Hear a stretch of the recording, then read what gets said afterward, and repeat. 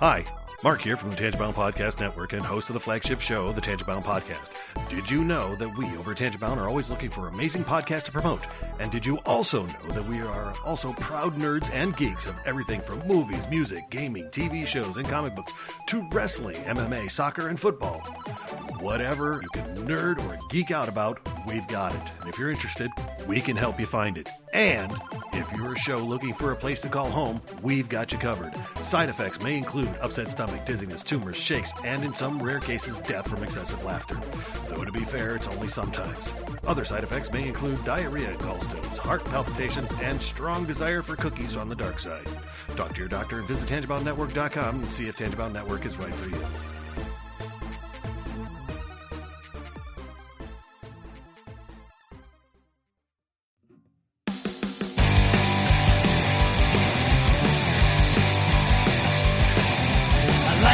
To the last drop, are you gonna blow your head off?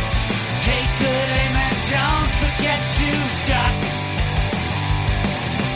Life sucks every Monday and all the way to Sunday, but I wouldn't have it any other way. I don't care how you're doing, what's up or how's it hanging. I'd like to buy this world one last drink.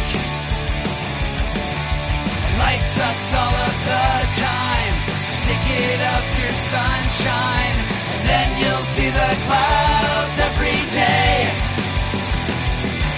And then you'll see the clouds every day. And then you'll see the clouds every day.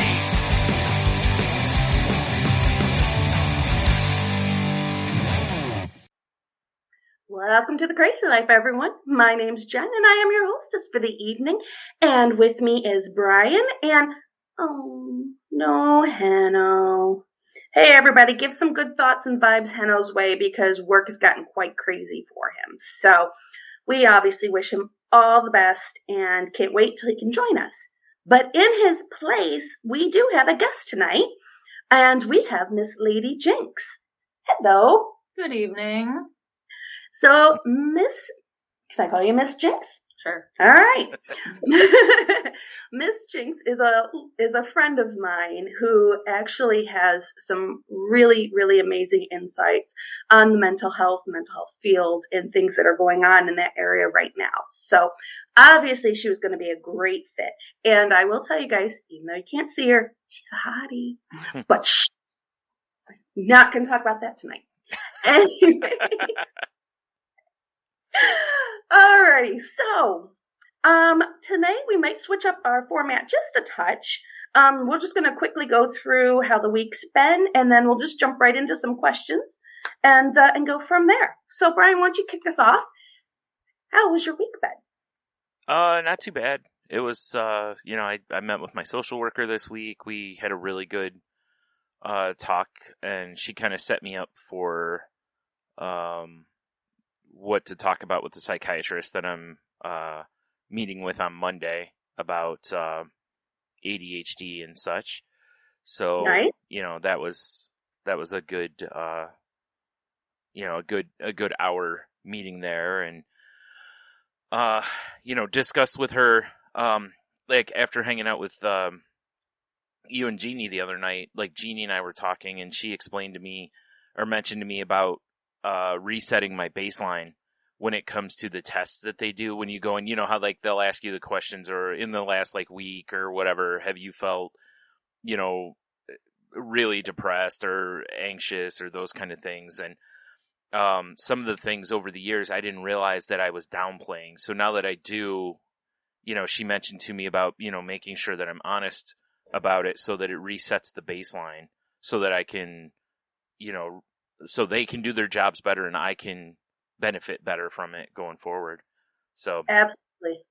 Yeah, that was, so we did that. And, like I said, it was pretty good. Other than that, today's a rough day or tomorrow will be a rough day. I'm sorry, for me. 'Cause tomorrow's the anniversary of when my dad died. So that, I'm already kind of a little meh about that today, But, For sure. yeah, so it's fine. It's just, every day it's a kick in the pants, or every year. I don't know why I said every day, every year. Right. So, but, yeah, I think that's about it for me. I had a pretty uneventful week other than like hanging out with you and Jeannie and the guys the other night. And that's basically all I've done this week. It's been a real boring week. Well, the good news is I like the fact that you're calling it a boring week, because in the recent weeks and stuff, you were really having a hard time just even wanting to do anything. Yeah.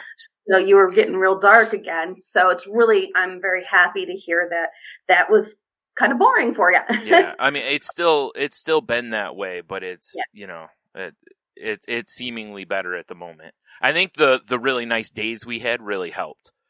We had a few days that were super nice, and yeah. Mm-hmm. Well, very cool. Just a little recap, I guess, on what I'm going through. I met with my psychiatrist, and she's very, very happy with how things are going. And again, I am not by any means being paid for an endorsement, but I am loving the Calypta, not gonna lie. And switching up my psychiatrist really has made a huge difference. It was not a planned switch, but the woman I'm working with now is younger and has a better grasp of the new things that are coming onto the market. Mm.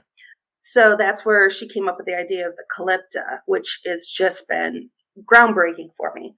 I am still seeing some adjustments and things kind of, I'm not having as dramatic of effect, but I think it's just my body adjusting to it. Yeah. And it's still very good. It's still at the point that it's better than 98% of what I've tried before.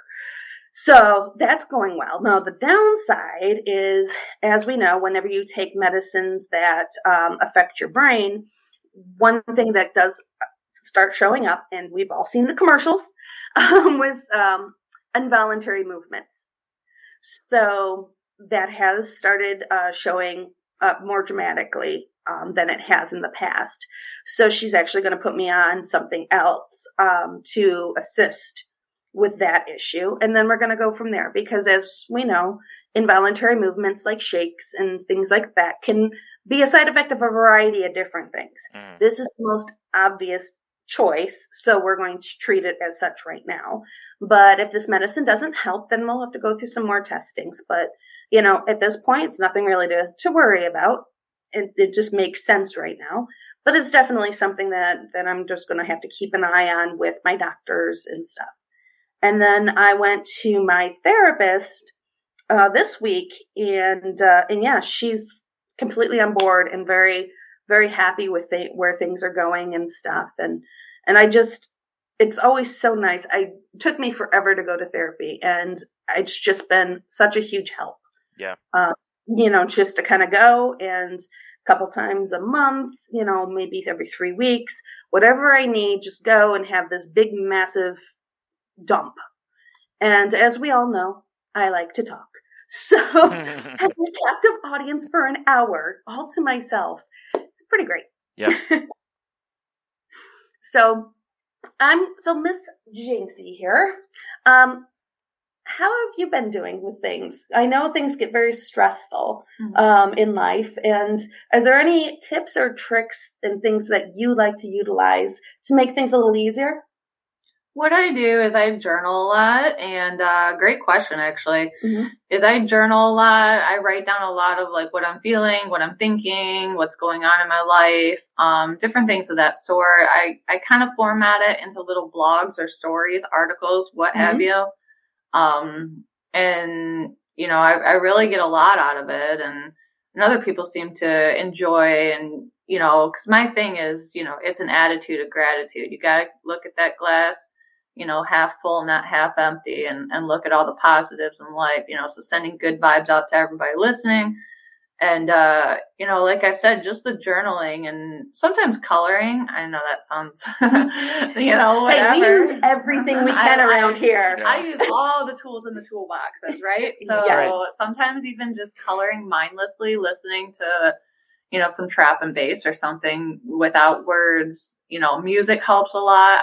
I really enjoy a variety of music on YouTube, journaling, and, you know, talking. You know, you gotta let it out. You gotta let somebody else know what's really going on.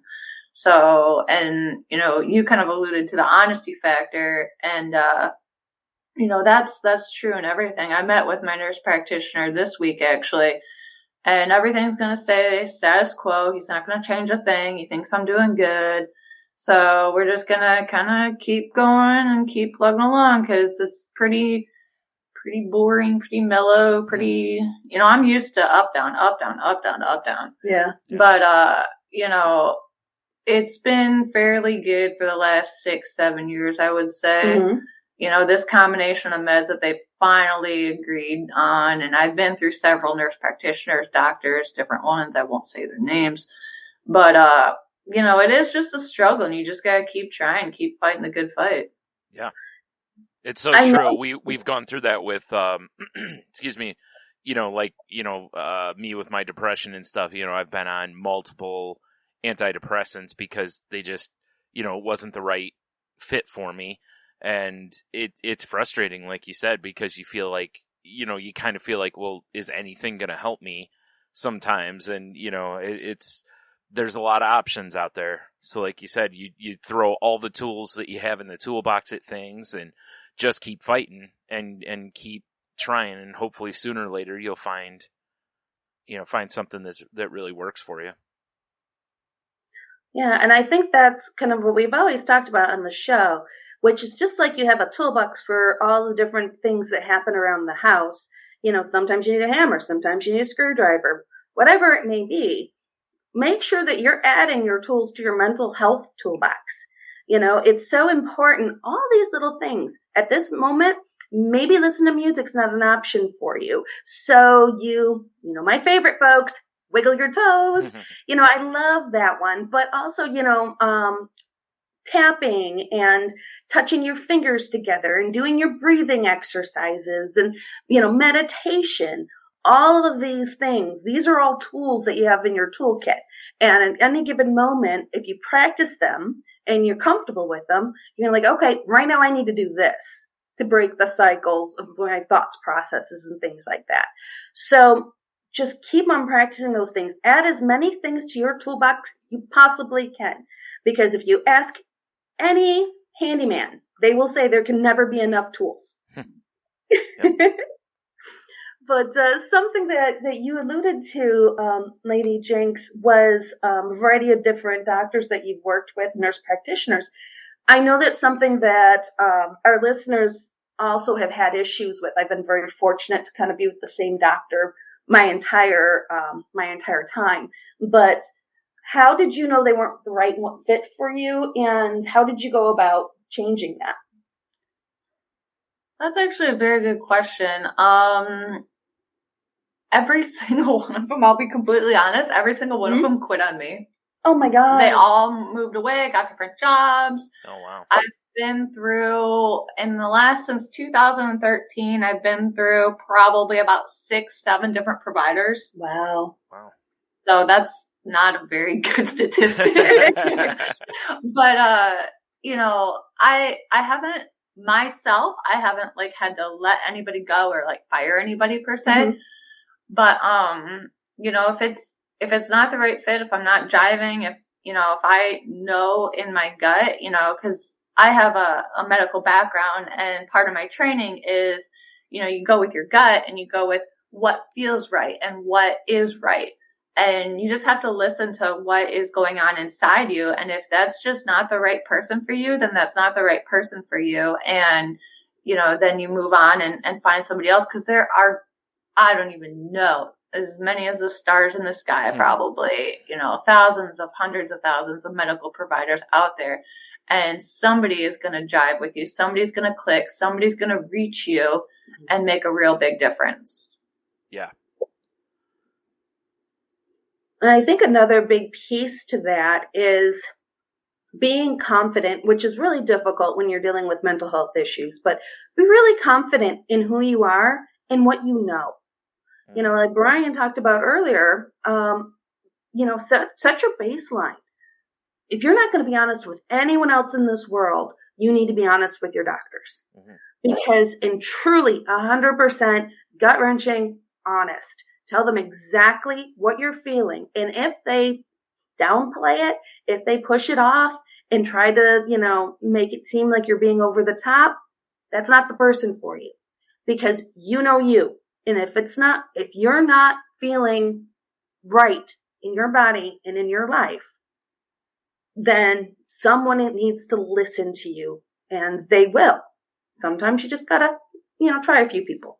Yeah, because you have to, you're working together with that person, but in the end, you call the shots. If they want to put you on a medicine and you don't want to, you don't have to. And there's a lot of people who don't, they think if they go to their doctor, they have to do exactly what the doctor says. And, you still have to be comfortable doing this stuff. It's similar like a therapist. There's some that are very like, here's a bunch of homework to do before next time. There's some that aren't that way, and you have to find what fits you and what you're really looking for. If you're a person who doesn't really want to be on medication, then you need to find somebody who's, more therapy based or something to that effect. And, there's, like you said, there's, or like you said, Lady Jynxx, it's, like trusting your gut. If something that just doesn't feel right to you, maybe it's time to find somebody else. Yeah, and it can be super beneficial. I mean, I was with my last psychiatrist for almost 10 years. And we had gone through the gambit together and stuff. And he was good, and I really liked him. I didn't feel he truly listened to me. It was more very clinical based. And for a psychiatrist, that makes sense. But it was so clinical. Yeah. I didn't connect with him. Yeah. And with the new woman, it's very conversational. Right. And she also is coming from such a different perspective. She's got to be in maybe her mid-30s at most. So she's not too far off of, college and things like that. So she's more in touch with, I think, a lot of the newer things and the progress that people are making when it comes to the mental health stuff, and especially with bipolar. Bipolar is getting a lot of attention right now in the positive way, which is awesome to see because it's very difficult. There's actually, oh shoot, she told me the episode. There is a show on Netflix, I believe it is, that, I'll look it up and I'll have Brian post it in the notes for you guys. But there's actually an episode that shows a woman going through a bipolar, manic and depressive state. And when she's manic, she goes to the bar and she's hanging out and she meets this really great guy and gives him, they exchange numbers. She's talking with them. They just, back and forth and having this great time. Then she hit a depressive state. And when she went depressive, she even forgot who he was. And so he calls her and she, who's this type of thing. Yeah. And then when she went manic again, she remembered him and called him up and had forgotten everything that had just happened during the depressive state. Oh, jeez. So of course, he's thinking she's, cuckoo. But yeah, I mean, that's a little bit extreme for bipolar than my experiences. I've never really had anything like that particularly situation happen. But yeah, I mean, it was a very stark way of showing people what bipolars go through. Yeah. So my psychiatrist said it was really, really great. So I'll get you that information, Brian. Okay. Yeah, I talked a while ago, like there's a show on Hulu called, oh wow, no, I can't think of the name of the show. You're the Worst. And they have an episode where it shows like a day in his life as someone who suffers from PTSD. And there's another episode where one of the women on there, she suffers from severe depression. and it shows, like, there's a couple episodes where it shows what she is going through during that time and stuff. And then they were two of the best versions of those things I had seen on TV in a long time. You know, like, they took good care and talked with people and experts and such to really try to, you know, capture things. And of course, again, like you were just saying, because it's a TV show, you're going to catch more of the extremes of it, you know, because that's how you make an impact versus, you know, a day-to-day episode of depression or something like that, where it may not seem that horrible to someone on the outside, you know. So. True. And I will, you know, remind everyone, I did do recorded an episode when I was manic. So, if you would like to go back and revisit that, and even there's video attached to it on our Facebook page. So it's out there if you want to see it. It's disturbing to me, but some people find it amusing. I don't know, but yeah, that's what it looked like for me. That's what mania is for me, anyways. Right. Yeah, that's why I said in the times with you that I can remember, like, the mania, the way I could usually, like, looking back now, you know, the way I could always tell you were manic is everything was cleaned. Like, everything. Like, things that didn't even need cleaning were probably cleaned, you know? Like, so. And I'm not a cleaner. Let me tell you, folks. Like, now that, and I don't want to insinuate in any way that you're not, you know, you don't clean at all, but it's, you know, it was just like, I'd get up and be like, whoa. Because you're a cleaner too, aren't you? Yeah. I can totally relate to that, because, like, my guy will be like, oh, yeah, you're in manic cleaning mode, as he calls it. And I'll go and just clean the whole house. Yeah. Everything's got to be clean. Everything's got to be OCD organized. Everything. Yeah. It's funny because I am known for my non-cleaning skills as well, especially by my mother. And I'm seeing a gentleman now that is very neat and tidy. And my apartment right now is very neat and tidy because I'm not here a whole bunch, and it's pretty easy to just, you know, pick up a couple things here and there, and I'm doing good. So she's like, "Have you told them that you can't clean a house?"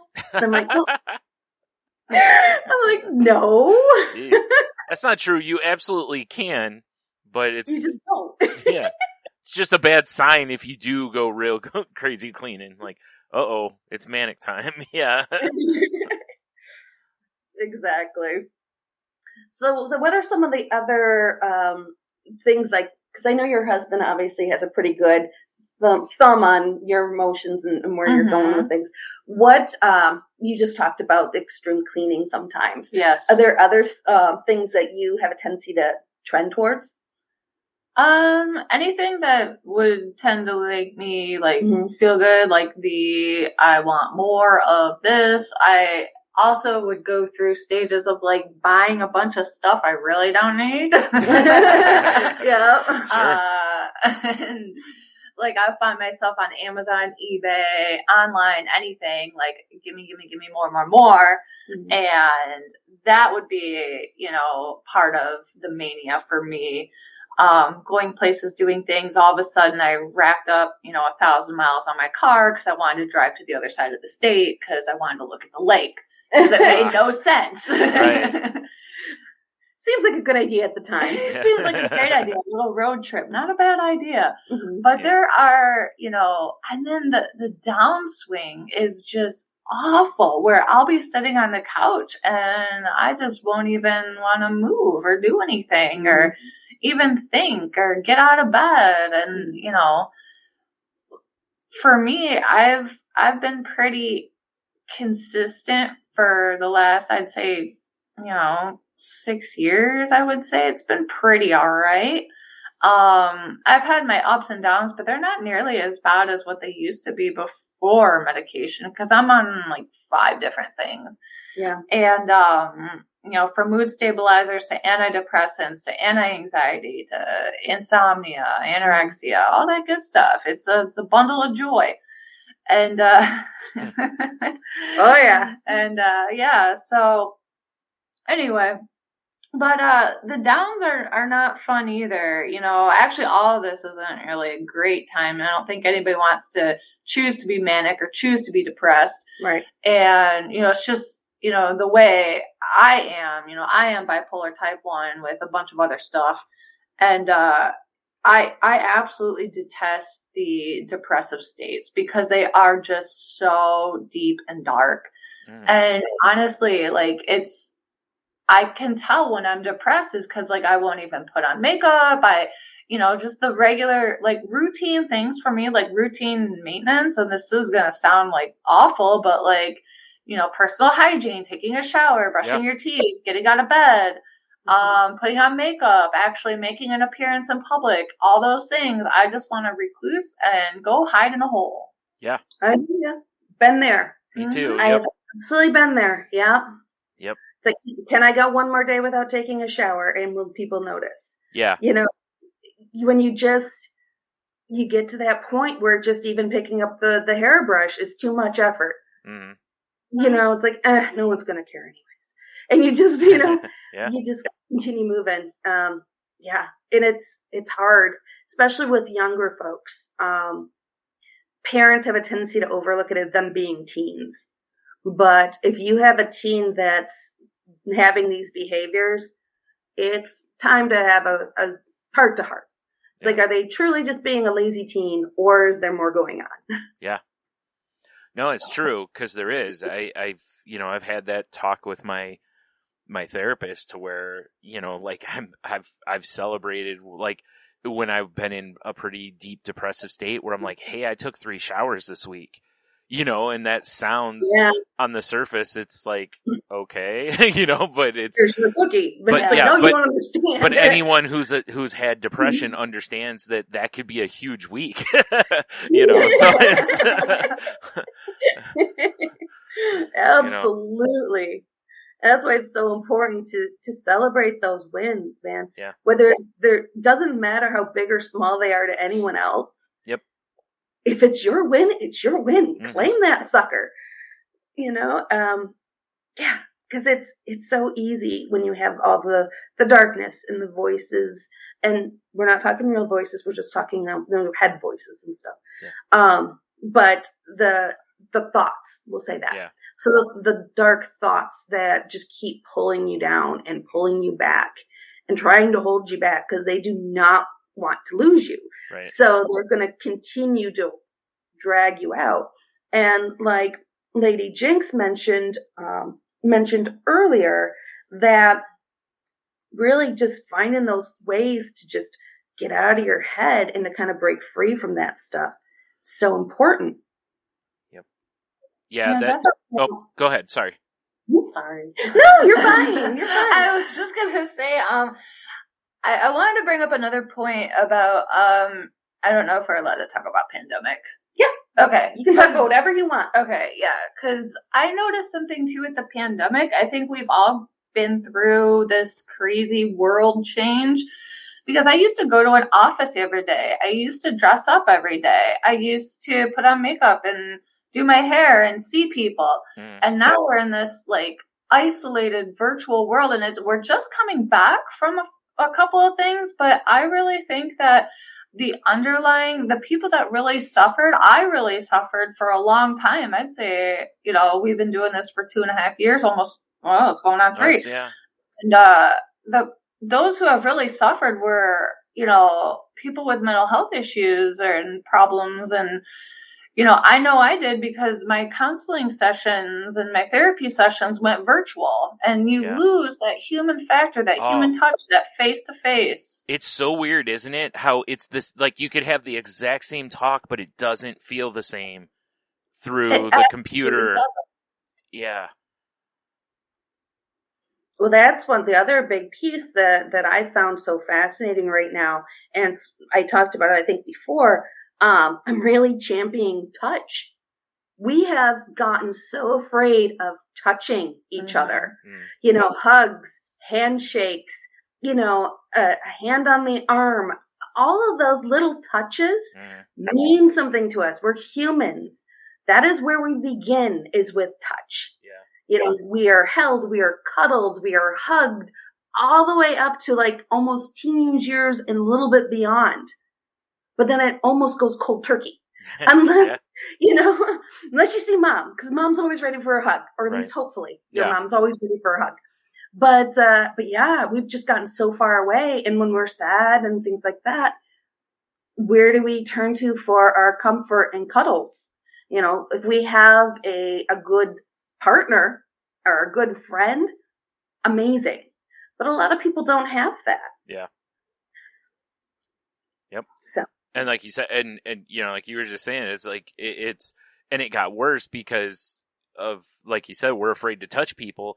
And then also, a lot of us for a long time, we've spent so much more time home over the last few years. So, like I had said, dealing with the agoraphobia issues that I have, that made things even worse because now I have confirmation that there's danger out there.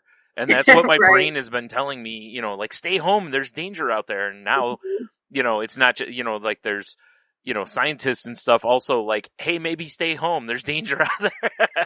So now there's confirmation for my issue. And, so there's a lot of that stuff that really regressed us in that way. But man, going back to the therapy thing, it was like the second I could get back into going in for my sessions, I was like, oh yeah, I 100%, because it just feels so cold doing it over a computer. In person is even doing this, like we're talking right now on Skype for those who can't see us, of course, but if we were in the same room, it would have a different feel to it. It's so strange because Tony and I have done that, like we do the podcast over Skype now, but for a long time we did it in the same room, and any chance we get and record together, it just feels different. And there's nothing really different. It's not like I'm sitting on his lap the whole time or something, it's you are. Yeah. But it's just there's something about that dynamic. It just feels more intimate, I guess, with and you get a different vibe from it. So it's important to still have that stuff. Well, someone, I can't remember who, but someone was telling me the thing that you forget when you're dealing with so much social media is your main form of communicating with people. Is that when you're typing something out, it's very different than if you're actually saying it to someone in person. Mm-hmm. Because if you type something out that's hard or angry or whatever it may be, if you don't like it, you can delete it. If you don't like how someone's reacting, you can block them. People have a lot more freedom to just like blow it out of the water, whatever the heck they want to say, whenever they want to say it. Mm-hmm. When they're in person, they won't say it. Or they'll change how they say it and the words they use because they make it softer for the most part. Yeah. We all know people who won't. But for the most part, because people see the other person's reaction face to face, and they also, it's immediate for if you say something negative to someone else, you will see how that affects them. Yeah. And B, you cannot stop them from reacting. And versus online you can. So if you say something rude, they're going to respond back and it's going to become a thing. Versus online, you just block and move on. Yeah. Well, yeah, like I always said, it's like you can't get punched in the face online, Right. There's always that, chance that could happen if you say some of the stuff people say to each other online. If you said it face to face, there would probably, there's times where there may be some violent reactions. Yes. But and we aren't going to talk politics, but I just even want to point out that we're seeing this change of social commentary being actually lived out on the screen as we watch politicians coming into doing their speeches and things like that. It is a lot more raw and a lot more direct than it ever really has been in the past. Mm-hmm. And I truly believe it's because we're all so used to being behind the screen, typing things out, and, and having that luxury. Now that we're in front of people and trying to talk to people, we don't have the same filter, the social filters that we've had in the past. Yeah. Mm-hmm. So, yeah. No, so it's very interesting when they start going into, like switching meds up and things like that. What were some of your key signs, Lady Jynxx, when you knew you kind of need to flip things around a little bit? When I first started medication, that was in 2013, and they started me on one, and he kept upping it and upping it and upping it and upping it. Mm. And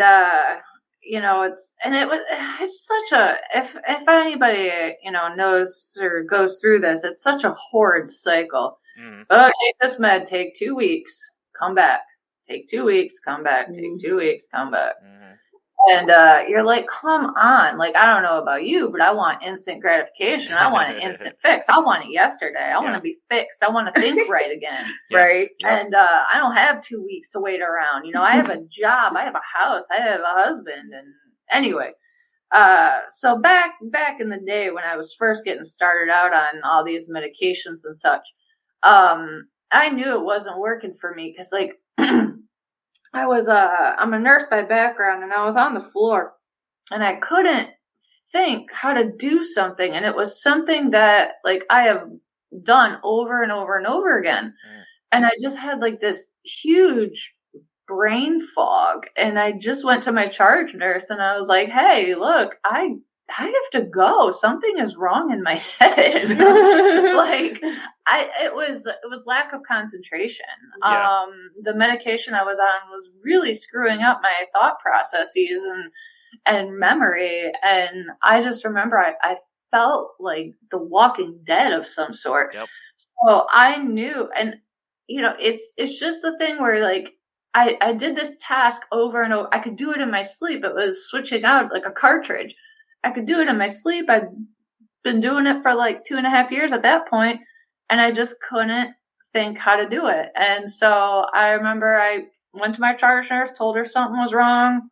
I had to take time off work. I had to, spend some time away. It was a mess for a little bit, but it did get better because they dropped down the dose and then ended up switching me onto another one. So it's like, it kind of goes back to what I said in the beginning of this session. And, you just got to go with what is right for you and what you feel is right. And if you just know something is wrong, then you have to speak up and say something is wrong. And sometimes it's okay. It's absolutely okay to take a break. And it's absolutely okay to take a step back, relax, reevaluate, and maybe try something new. Yeah, I had the same problem with the first antidepressant I was on. It made me and the way I described it after being off of it was I didn't realize it just made me feel like a zombie. But since it was the first one I was on, I thought, oh, well, this is what it's like, because I'm not going to feel highs, but I don't get the lows either, and I needed something to give me a floor. The ceiling wasn't the problem. The floor was for depression. And I was like, well, I'm not getting those really bad lows, so I guess the trade-off is I don't get the really high highs either.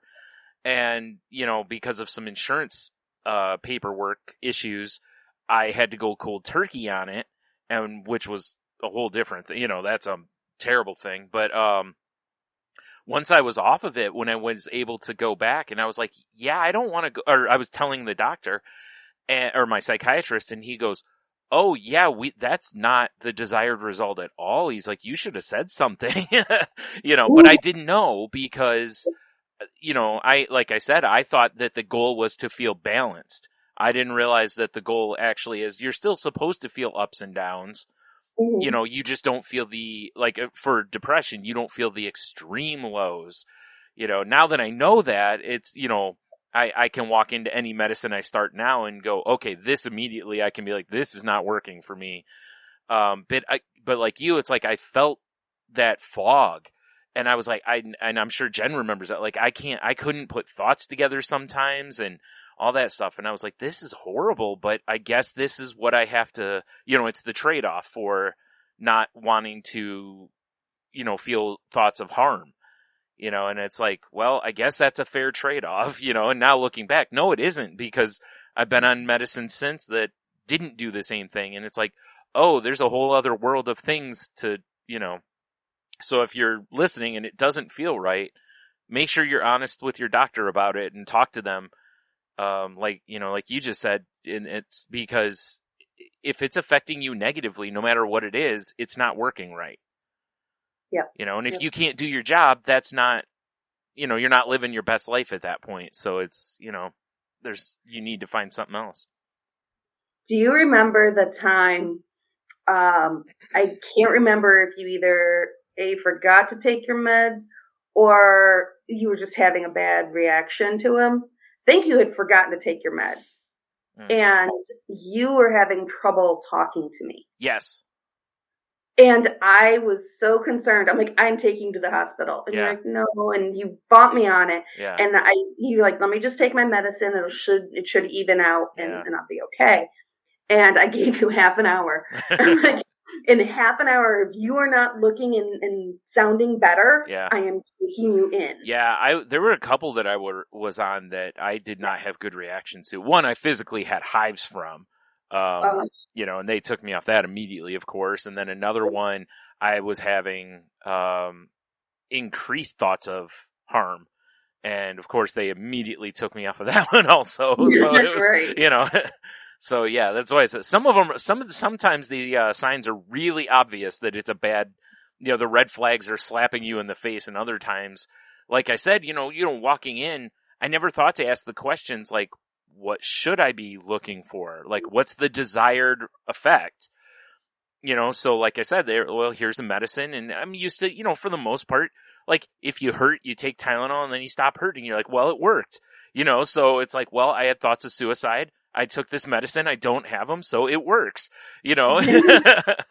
So, like I said, I didn't know there's this whole other world of options in there. And, so hopefully people hear that and have the same thing. Cause I've talked with others and they were like, yeah, I was the same way. And I'm like, and it's like, I don't feel like doctors are necessarily failing people, but I feel like it's something that, it's a question you need to know, but you need to know it to ask it. It's a tough spot. Well, that actually brings up a really great question. Lady Jynxx, you said you have some medical background and stuff. What's important information, like if you're seeing someone or talking with someone, what's some really key pieces of information that you're looking for from them? Well, let's see. I'm not actually a nurse practitioner per se or anything like that. Mm-hmm. Nurse by background, and but from my medical training and stuff, I would say that some of the things that we, would like to know, because I have both sides of it, right? Like I have the medical side and I have, I have bipolar side. It's perfect. Yeah. So anyway, some of the things, I mean, it's going to tie back to the honesty factor and, just being honest with yourself and being honest with that medical provider, because as I'll go on the medical provider nurse side, we don't know what you don't tell us. Mm-hmm. We can only use our tools and assess and speculate and make a medical judgment based on what the other person is saying, what the patient is saying. And if you're being dishonest or trying to be bashful or trying to, cover things, bend the truth, make it not seem as severe when it really, really is, then that's not good. We can't get inside your head and figure out what's going on. That's what we depend on everybody, every patient to tell us what's really going on and what are the symptoms, what are the side effects, what is happening. And, because we can only go so far with our assessment tools, because some of our assessment tools, and I'll say, they're okay. I could do research and probably make it better.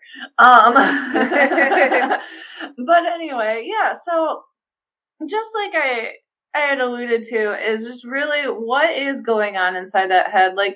For me, I had to be completely 100% honest with my medical providers and be like, look, the other day I was having thoughts of suicide, or I wrote about it and I was having a deep dark down. And, I remember talking to my nurse practitioner about it, and this is legit truth. After I showed you what I wrote in my journal, my nurse practitioner was like, you need to cut out the alcohol. It's probably affecting your medication. So, okay, I'll stop for a while. I'll see what happens. And, so far so good. And, I haven't had a drink in over a month. So I'm just kind of bebopping along, trying to gain that focus, gain that perspective back. Yeah. But anyway, well, it's nice too by you journaling. It's similar to like someone going in for like diabetes, where they have their like, here's the numbers from my meter for the last month. You can kind of be like, here's, you can like, yeah, exactly. Like, here's a documentation of how I've been, and you can pull from that. So that, whereas, a lot of times, you get into an appointment and you feel rushed. So you overlook things maybe you wanted to talk about or bring up, or maybe you don't think of something that happened until, you're out in the parking lot afterward or something. Absolutely. That actually kind of made me think of a good point, is a lot of people kind of, people go to the doctor to get treated for diabetes. It's very easy. You go in, like, I'll give the analogy of the broken bone. You go in, you get surgery, your bone's broken, you get surgery, you get fixed, you get sent out the door, you're fine. Mental health is a little bit different, a little bit more complex than just pins, screws, plates, nothing like that. You gotta really, and it comes with practice, really, and practice and time, it just evolves, and it's that self-awareness piece that really, really, really plays into how well are you going to get better and get into a better frame of mind. Mm-hmm. Yeah, you're right. And it really is. It's all in, that, and understanding also that no matter what medicine you go on, no matter how much therapy you go to, you still have an element of work to put in, that it doesn't, most of the time you don't just get put on a medicine and, oh my God, this is, night and day, I'm perfect now. It's, there's still, like you said, you still need to journal, or you still need to meditate, or whatever the tools you use to help cope, because there's still going to be ebbs and flows to it. There's going to be days where that medicine's going to be tested. I'm on an antidepressant for the most part. Things are good, but boy, there's still some, I still go through really rough patches. And, the difference now is because of therapy and different stuff, I tend to notice them a little sooner. So I can try to, like you were just saying, I can try to be kinder to myself. I can do things to kind of help so that it doesn't seem so bad. I have better tools now than I had in the past. So there's still an element of work that I still have to put into it. And because of that, overall, I'd say, and if you go back and listen to the podcast at the beginning when we were doing it to now, I can see I've come a long way, even though it feels in many ways, it just feels the same. Mm-hmm. But I also, but I know now that I can see things coming sometimes, and, try to let people know, if nothing else, hey, I feel like I'm in a bad way, kind of thing, and then they'll check on me or whatever. Whereas in the past, I would have just, swallowed that and not worried about it until I was well in the thick of it. So it's, these things are all really helpful, but again, it's, they're tools. You can't build a house just because you have a full tool belt, like you still got to go pound nails and put things together. Absolutely. Now, there is one thing that I would love for you to spell for us. Do medical professionals go behind the doors and laugh and make jokes about us patients for the craziness that we tell them? Absolutely not. I will be completely honest with that and be like, you know what? That really does not happen. And, there's actual like things out there like HIPAA and privacy, and, that is some real serious stuff. Yeah. That's why I'm kind of like a little bit candid about saying patient and nurse and stuff like that, but that's okay. But, I'm not giving any real stories or anything like that, so don't worry. Mm-hmm. But, it's part of, like, for me, I guess you could say why I went into nursing was simply to help people, you know. It's kind of funny that I do custom software design now for healthcare companies because I went to school so I could help people and not sit behind a desk. Not, you know, and I am sitting behind a desk now doing computer work essentially. And but you know, when you choose the medical profession of any medical profession, you really should.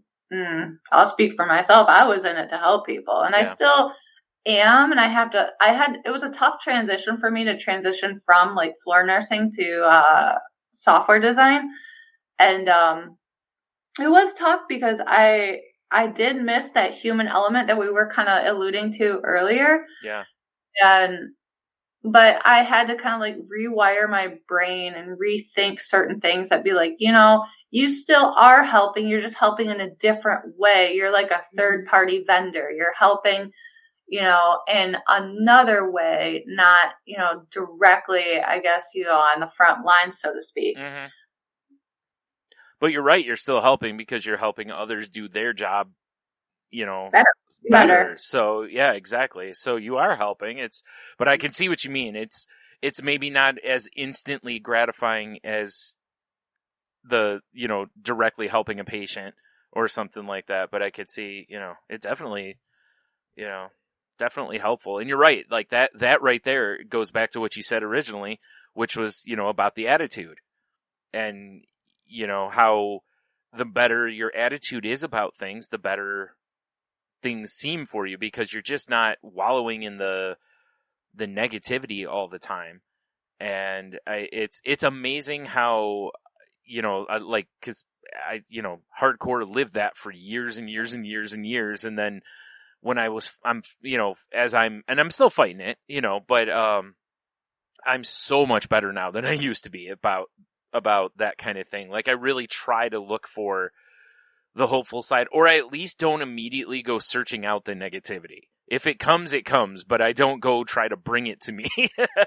You know, so, you know, it's so true. And like you just said with that is, I'm sure like attitude makes that transition easier probably because if the whole time all you had the attitude of is I'm not helping, you know, maybe you would then feel diminished about what you actually do and all that kind of stuff. And it's, you know, and there's no win in that. It's like, why do that? There's no win there, you know, but we still do it. So. It would definitely be like I could see where I could spiral downward with that. Yeah. But, true story. And as I really do have, it's called an attitude. The poem is called Attitude. And I don't know it word for word because I don't read it every day. It just sits on my desk, but it sat on my dad's desk and it sat on my grandfather's desk. It's about how, you know, the world is basically 10% things that happen to you and 90% how you react to it. Yeah. And really that's, you know, one of my little mantras, one of my mottos is how I live is an attitude of gratitude. Like I had said earlier in the session, you know, you really got to look at the positives, really got to just embrace the positive energy. You know, I could sit here and be like, oh my God, I'm bipolar and I have anxiety and depression. No, I don't look at it that way because I'm a fighter and I constantly strive for better and better and better. And so it's that continuous improvement, that Kaizen idea that I just continuously try to improve my situations and look, like I said, for the positive silver lining. Yeah. Well, and you know, being a fighter, it's something, you know, one of the misnomers of having mental illness of some sort is that it's a weakness or that you're somehow a less than. And it's so untrue because we all are fighting our own brains every day. And it's a hard fight. And people don't realize that, like, any day we survive that is shown incredible strength, not weakness. You know, and it's something that I'm glad more and more people, you know, the stigma of that is changing to where people are really pointing that out to people like, hey, what you're dealing with is heavy stuff. The fact that you keep fighting shows how strong you really are. you know, and it's not easy, and there's no win necessarily, you know, because it's, you know, it's a marathon, not a sprint, you know. Unfortunately, you don't just wake up and, I conquered depression, it's over forever. It doesn't usually happen that way, but the fact that you just keep fighting, and like you said, with the attitude of, I'm just going to keep trying to be better and better and better. It's the easy, you know, not the easiest, but it's a great strategy for getting through this. For sure. I mean, one of my favorites is perception's 9/10 of a situation. So if you can't change the situation, change your perception. Yeah. You know, and I always loved that one. And the other thing that I always keep in my head, and when I'm talking with someone who doesn't quite understand mental health, I'm like, what do you do when you can't trust your brain? Yeah. I mean, it's just, it's right there. And people usually get it right away. It's like, what do you do if you know you cannot trust what your brain is telling you to be true? Exactly. On a daily basis, my brain is lying to me, and I have to keep telling it that I'm not going to believe it. Exactly. Yeah. That's why one of my key things that I focus on is communication, and especially in a relationship. I'm in a fairly new relationship right now, and he's absolutely amazing with listening and communicating. And I'm getting so much better in verbalizing what I need. Right. Like I told him, we went 48 hours or so without talking, and we talk on a daily basis. And when we talked again, I told him, like, you can't do that. He's like, what? He's like, I was really busy. And I'm like, I get it. So, but you have to, like, always text me. Right. Because you've always texted me in the morning. You have to always text me in the morning. That's why I always set that baseline low, you know? Yep. No. Yep. I'm saying. But that's what, you know, and he's like, okay. I'm like, you don't understand. If I don't hear from you, my brain will go into different places. You giving me that piece of truth, I can, whenever my brain starts going in bad places, I can just say, no. There's a text message right here that's telling me that he's thinking of you, that, you know, he's alive, he's fine. Yep. You know, and it's really incredibly helpful to have that fact that I can point at versus all the crazy stories my brain likes to make up. It's true. It really is. It's they talk about that in therapy all the time, of, you know, always using that, have you been through it? And then if you've been through something, then the next time it comes up, you just remember, hey, I did this. I can do this, you know. And once you have that, it's a very powerful tool in the arsenal. Yeah. And I will tell you, up to this point, every single morning from that moment on, I get a text. It may not be at the same time. It may not, you know, whatever happens in his life and it's going on, he always takes a minute to send me a message so that it puts my brain at ease. Yeah. And that is huge, you know, and the fact that I've mentioned it, and that effort is very important. And so he makes a visible effort to meet what I need. It's not always going to happen. It's not always going to happen in the way I want it to, but he hears me and he's taking steps to support my mental health and my mental health growth that I'm on.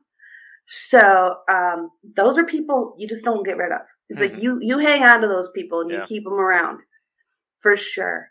Now, one more question, because I know we're probably getting low on time. Probably close to an hour, aren't we? Yeah. Almost on the dot. I'm good getting better at this. One more question, because I know the biggest deterrent for people going to their doctor and speaking honestly is that they're embarrassed, they're afraid, they're going to get judged, they're going to get laughed at. From your perspective, both as a patient and as the caretaker, have you ever been in a situation that you have judged someone or laughed at them or made them feel bad for telling you what's going on? Absolutely not. I mean, even before, you know, I would just say, even before I knew I was bipolar and had depression, or that I'd say before I was actually diagnosed with it. Right. I knew something was wrong when, let's see, I don't know. I just knew something was wrong in my teenage years. That's when I could pinpoint it. Yep. And so I just always had this side of me that just really cared about other people, and it's horrible At times. It's horrible at times, Yeah. but it is a good thing. Don't get me Yeah. wrong. But it's just I wear my heart on my sleeve. I really do, Mhm.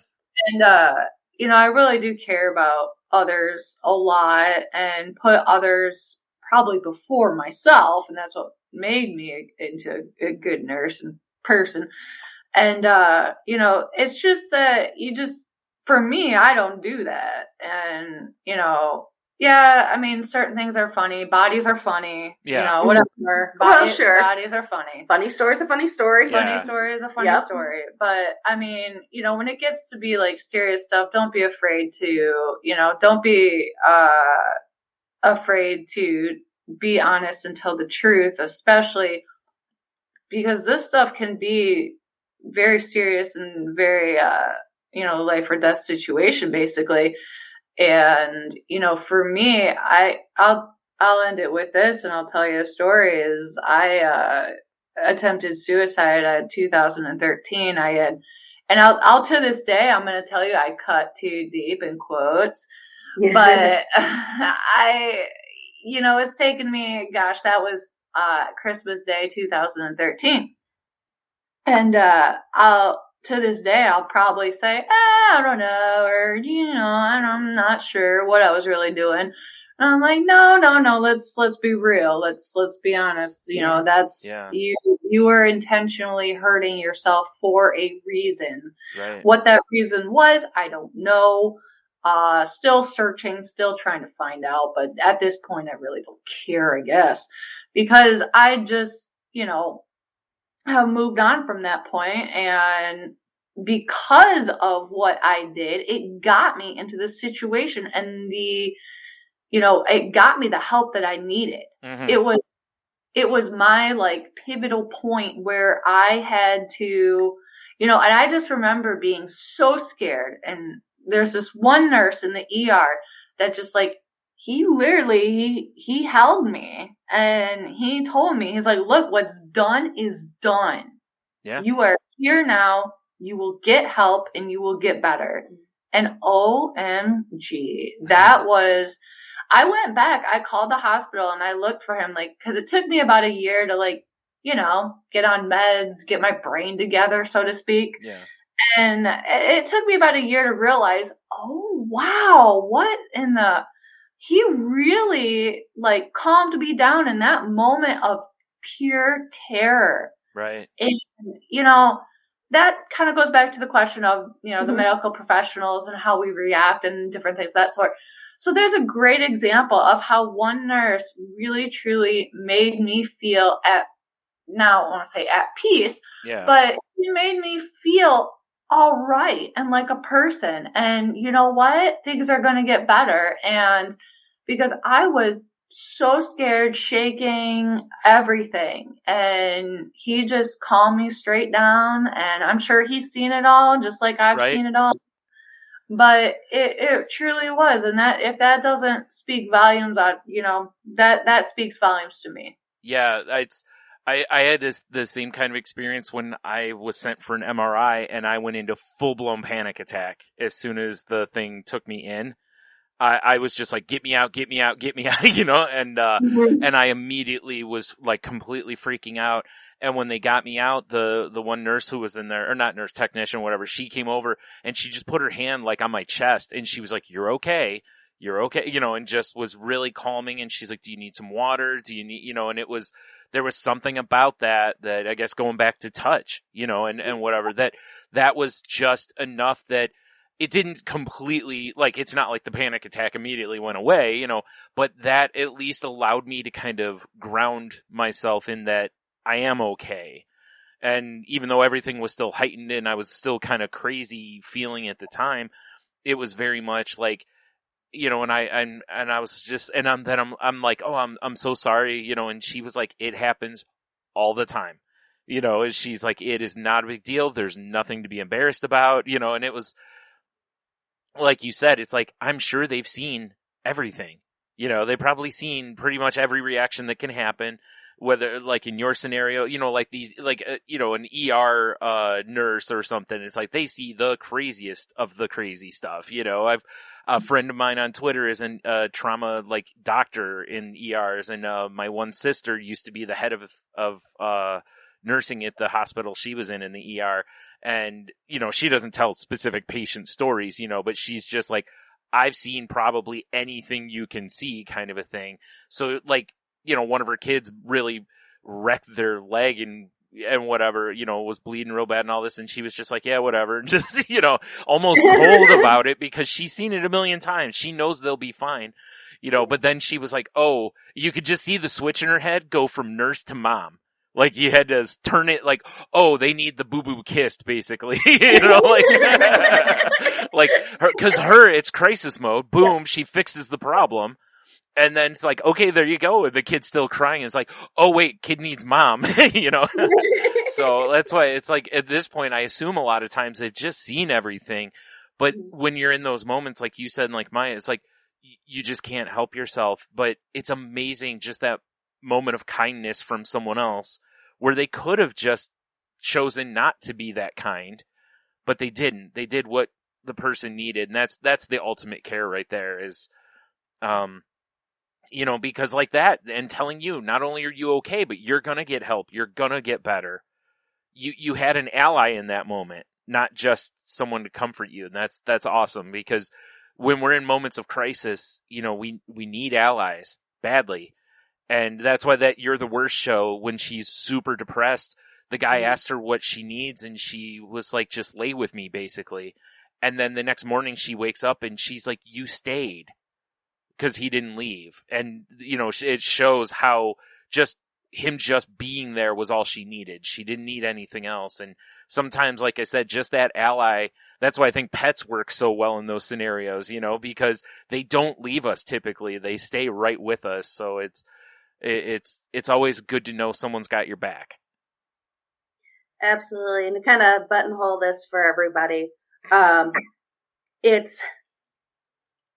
they're called professionals for a reason.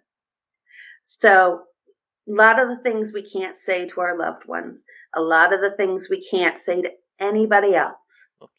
But those times that you're in a professional's office, that's your confessional. You know, that is the one place, and you've heard it from a professional right here tonight. That is the one place. All they want to do is help you. So if you can be honest with them, and just gut-wrenching honest with them, more honest to them than you are even to yourself, that is how you're going to get the absolute best care. And that is how you're going to help yourself the most. So I highly recommend medicine, whatever. If that's your path, it's been my path and I'm really successful. It's been Lady Jynx's path. She's been successful. It's been Brian's path. But that is not everyone's path. I haven't been successful? Oh, no, I'm kidding. You just made sure you pointed it out for you and her, but for me, you know, whatever.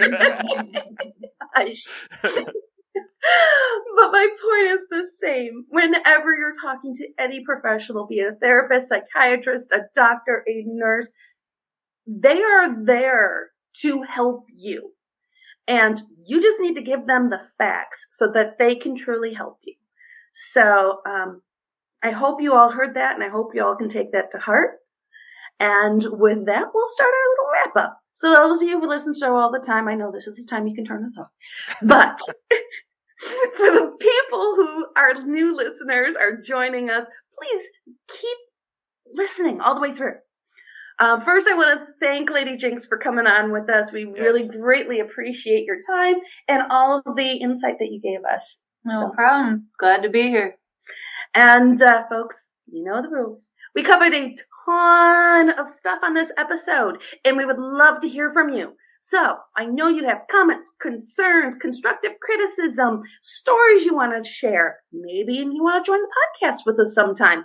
We'd love to have you.